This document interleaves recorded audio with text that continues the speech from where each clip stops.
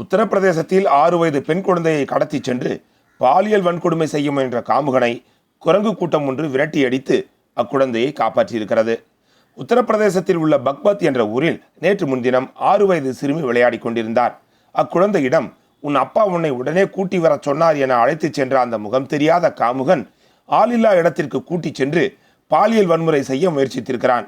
இதை வெளியில் சொன்னால் உன் அப்பாவை கொன்று விடுவேன் என்றும் அக்குழந்தையிடம் மிரட்டியிருக்கிறான். இந்த சமயத்தில் அங்கே வந்த குரங்கு கூட்டம் ஒன்று அந்த காமுகனை கடிக்க முயற்சிக்கவே அவன் தெரித்து ஓடிவிட்டான்.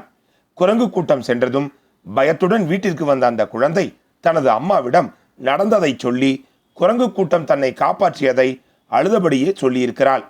அக்குழந்தையின் பெற்றோர் அளித்த புகாரின் பேரில் சிசிடிவி கேமராவில் பதிவான உருவத்தை வைத்து காவல்துறை விசாரித்து வருகிறது.